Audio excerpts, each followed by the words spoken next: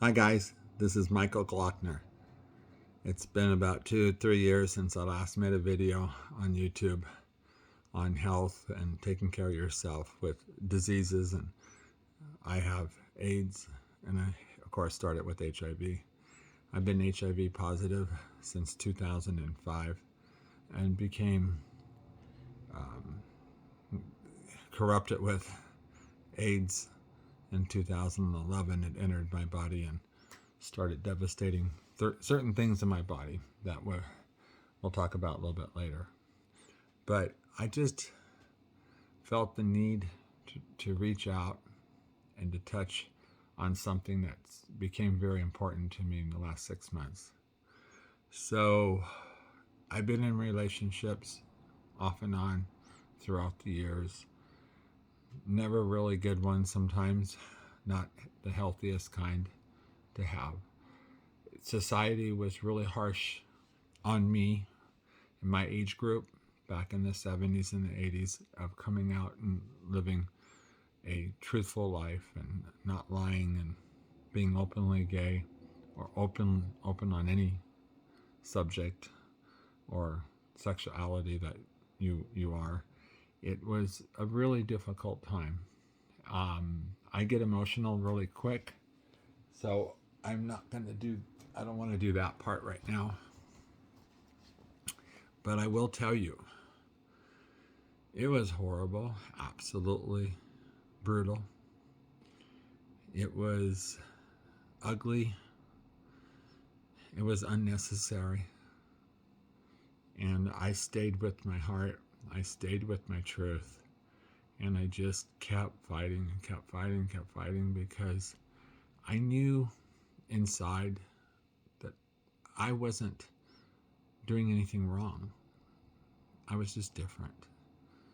And when I say I was different, we found people that if you're gay, if you're lesbian, if you're trans, you find people out there that are. You're not alone. But it is a small percentage. And that percentage was genuine back in the day. But you go outside that realm and you go outside into the normal crowd of people, and it was downright ugly, like I said. It could be. There were always people who did open up and who did support that we were different, that I was different. I mean, my story is really different because I was married before, twice, 3 times actually. I have 2 kids. I wanted them. They are my kids. I love them with all my heart. They weren't accidents, they were done on purpose. I raced motorcycles. I was very, very good. I still ride motorcycles. I'm in the motorcycle industry. I do not fit the proportions of what I'm supposed to be and how I am supposed to act. I'm just being me. That's all I've ever been. That's all I ever wanted to do, was to be me. And I couldn't be me back in those days. I lost a lot of friends. I lost a lot of relatives. A lot of relatives in my family that shunned me, that stopped inviting me, that stopped speaking with me, treating me like I was a freak. They would make me, back in the 90s, relatives would make me drink water out of a paper cup so that they could throw it away.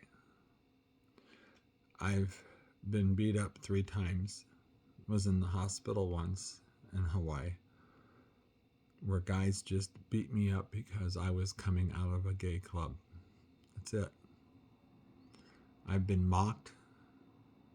I've been laughed at. I've been the brunt of the jokes for years. It's not funny. It's very sad. I'm just lucky that I was able to be a tough fucker, which I am, And I didn't let it bother me the way it can other people and do mental damage. It really can. I mean, I'm not going to say I'm not damaged. I won't say that I'm perfectly fine, but I think I am pretty good. I don't think that I'm as braised as some people would be after all the abuse I took. But let's get off the negative stuff and let's switch it from then to 2022, where I've met somebody 6 months ago that is the love of my life. And I'm engaged. And I'm crying a little bit because they're more of a happy tears than anything else, because I can't believe that I can go in public. I can tell people that he's part of me, that we're getting married. I can tell people that he's half my age. Chemistry is everything. Age is fucking nothing if you don't have chemistry. If you don't have chemistry in the first place, you're not going to have a relationship. I've got chemistry up to yang yang for this guy. His name's Johnny. Johnny is Asian. If you go to my Instagram, Michael_Glockner, Glockner, you'll see plenty of pictures. And I have a lot of things I do right on Instagram, things that make you maybe feel better about yourself, because I've shared my story and my pain on there. It's not negative, it's just showing you what can be done, that's all, with the right attitude. So Johnny lives up north right now. He's moving down here, and we'll be married. But some of the weirdest things was I was able to walk up in Frisco with him, holding his hand, and nobody cares. Nobody fucking cares. And back in my day, in the 70s and the 80s and the 90s, I couldn't do that without getting kicked, punched, yelled at, mocked, called faggot, queer, cocksucker, you name it. Every name was thrown at me. And even when I walk with Johnny now, I'm always looking over my shoulder, because I'm not used to it, even though it's absolutely wonderful. It's absolutely, I feel free for the first time in my life. I feel absolutely free. I'm really proud of myself. I'm proud that I stuck it out. I'm proud that I never turned to drugs and alcohol. I'm glad I never did anything stupid that to counter the pain. I did it by myself. I did it with strength and through my head and my mind, just like I have fought my disease. My disease has been horrible at times, and the people that follow me, the people that know me, understand the ups and downs I've been through. But I'm turning 67 years old this year, and I think I'm doing fucking wonderful, to be honest. I'm not out of the woodwork by any means. I will always battle the HIV because it's been attacking certain things in my body, and it always will, and there will always be issues. But growing old, you have the same issues. You have things that fall apart. The bottom line is we have to take care of ourselves. Everything we put in our mouth, everything, should be for a purpose, not for taste. If you want to eat for health, you eat for purpose. Taste is secondary. It doesn't matter what it tastes like. It shouldn't matter what it is. You have to put the good in your body in order for it to fight for you. And that's not just HIV or AIDS. That's for everything.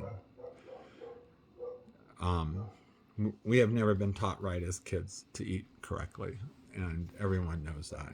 When my generation went to school, we were taught the four major food groups, and that was it. And that was done like in 3 minutes, and that teacher would move on to the next subject because that just wasn't an issue back then. Nobody took eating healthy serious. I did a little bit through my motorcycle racing because during my motorcycle racing, I wanted to be fit and lean and thin, and so I would eat veggie sandwiches with sprouts and shit on there that people would just look at you and stare because there wasn't too many healthy restaurants back then. I always drank protein shakes. I always knew the benefits of protein. But anyway, getting back to how wonderful and how exciting life is for me right now.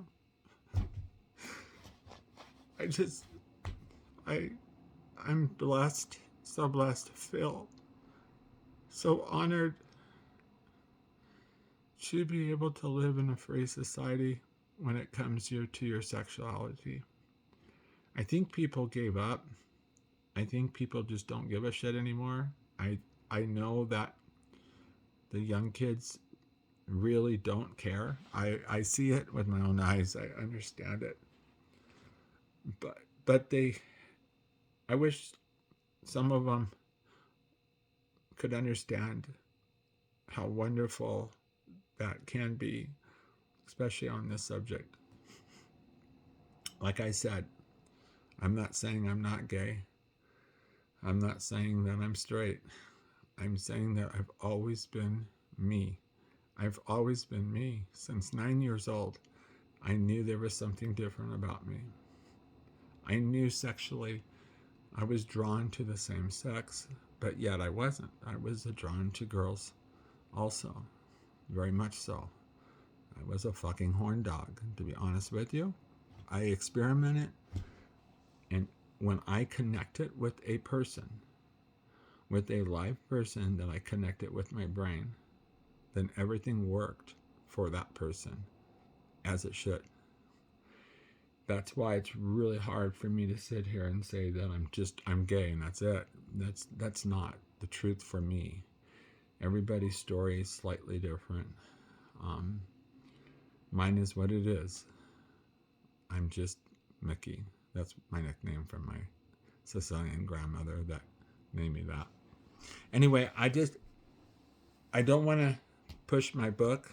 I really don't, because I don't need to. But in 2012, I wrote this book for my kids and for my family and for people that really wanted to know the struggle I went through about coming out, about my mixed up emotions for girls and guys. And I wrote it mainly for my two kids because there was so much slandering and so much bullshit being said about me that I would hear. I wanted them to have it in writing from their father. So this is the cover, The Truth Behind a Happy Face by Roland Ulrich. That's my pen name that I had to use because there's a lot of bad stuff in the book. There's a lot of bad things that I accuse people of, that they actually did those things to me. And I had to protect myself and the production company, the publisher. On the cover, though, that's Ryan, my son-in-law, and that's Ava, my oldest granddaughter, who is now 8 years old, going on 15. I love her to death. I love her like my own.